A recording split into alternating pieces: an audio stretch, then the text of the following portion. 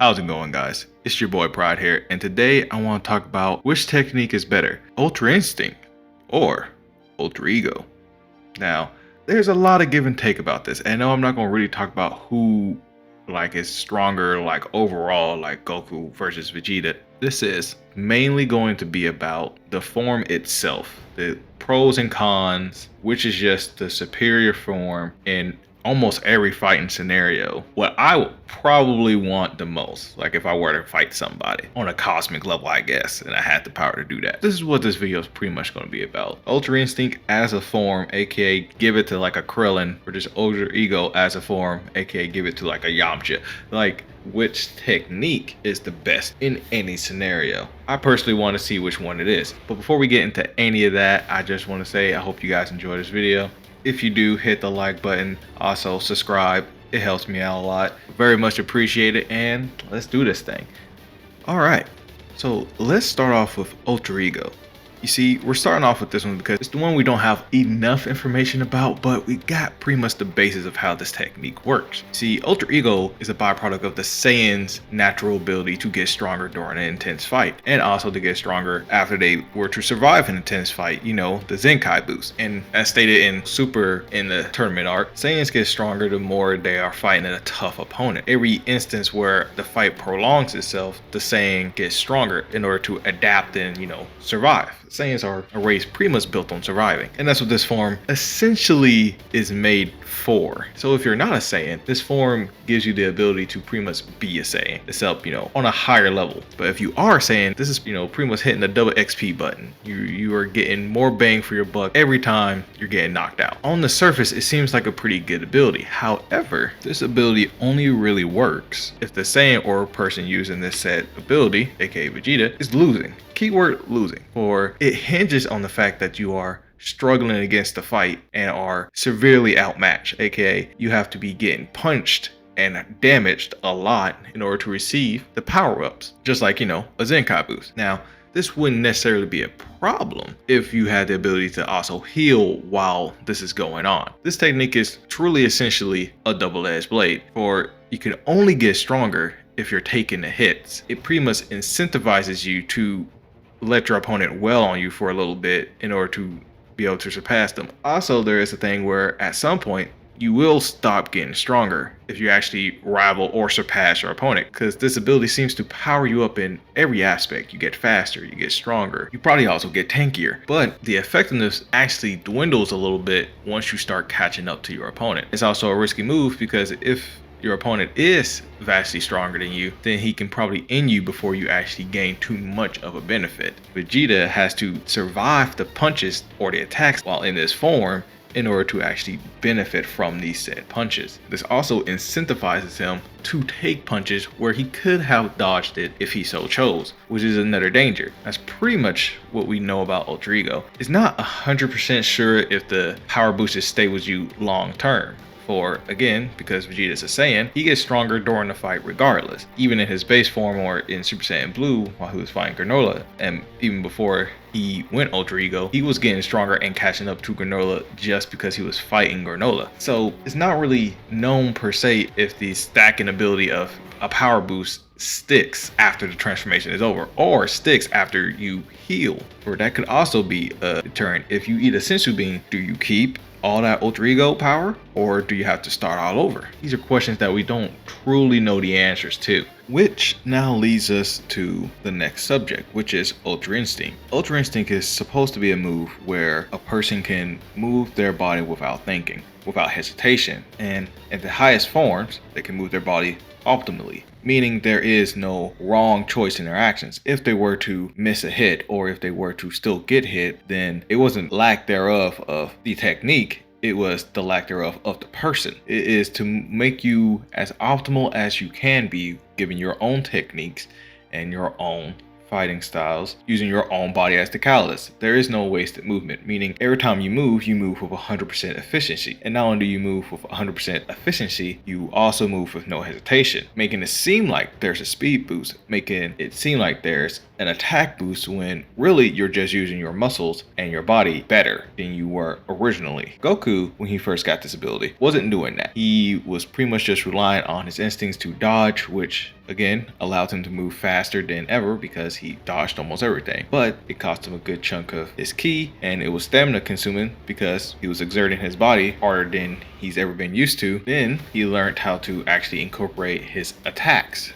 with Ultra Instinct. He couldn't do it at first because he couldn't actually understand how to punch without thinking. During the tournament arc, this all pretty much happens during the tournament arc, he mitigates this to a good degree. He's able to fight Jiren, able to punch harder, able to actually step up his game because one, he's a Saiyan. They evolve at a high rate, meaning that they get an understanding of what's happening way faster. The longer they fight, the better they understand a technique, the better they understand their opponent's movements. Everything that has to do with a fight or with themselves in a fight, they understand it intrinsically better than any other race out there. It's complete cheating, really, when you think about it. At the end of the day, Ultra Instinct is the perfection of movement. But the way that Goku was using it, he equated it into a transformation, meaning that he put his energy to allowing his body to move almost perfectly to the situation at the cost of his reserves, which is not how Ultra Instinct is supposed to work. As stated by Whis, it is not supposed to be a transformation. It's supposed to be just a state of being, like Master Roshi and Whis himself. You're supposed to be able to be in it without actually wasting any reserves, because Ultra Instinct is fundamentally a technique without wasting your movements. And I'm assuming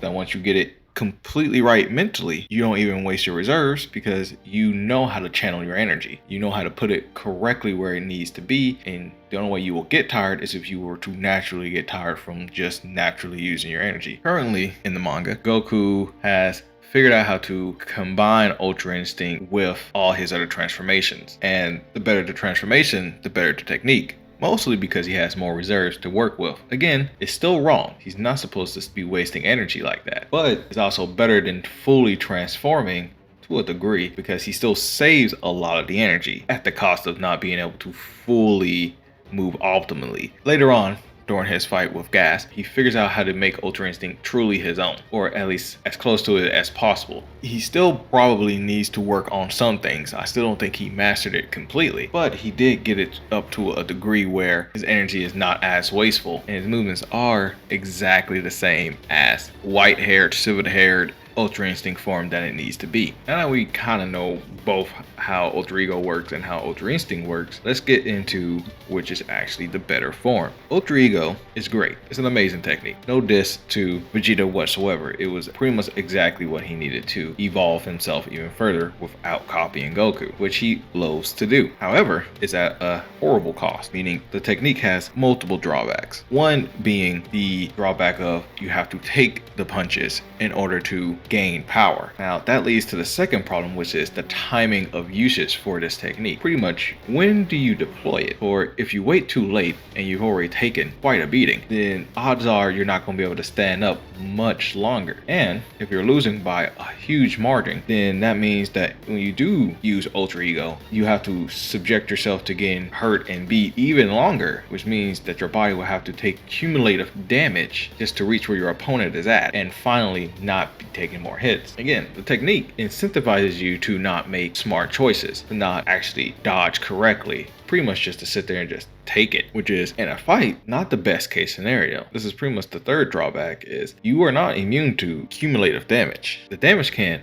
pile up. Even if Ultra Ego can reduce the amount of pain that you're feeling, that's also a foolish thing to do, because now you have no idea when you'll black out. You're getting all this power, but the damage is piling up. You're not actually getting better. There is now a time limit to how long you can last like this. When someone greatly outpowers you or has way more defense than you, a lot of times in martial arts, the answer to beat that opponent is not with one simple strike, it's with multiple strikes, aka cumulative damage. So that way it builds up and makes the person that you're striking unable to retaliate and or move. You see it in Hajime no Ippo, where people will just tag the ribs multiple times in order for that person to not be able to, either swing correctly or to force them down and not be able to get back up because they kept getting hit in the rib. And even though these punches may seem small at first, again, they build up. It becomes a problem the longer the fight goes on, and can't really come back from that unless you heal yourself. This leads to one of the last problems. If you heal, did you just lose all your gains? No one really knows the answer to that. Vegeta seems to always be back to where he's at, but he always takes massive beatings every time.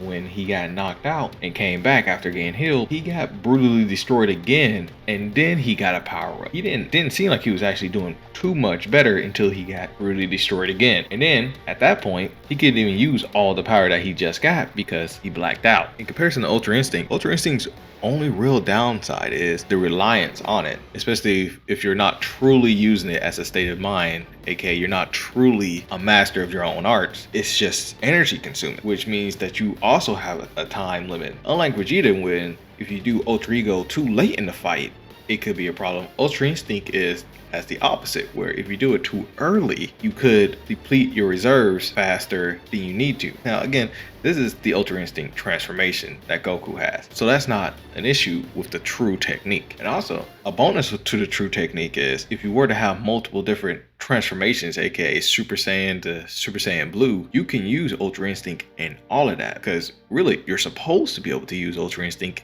in your base form like it's normal.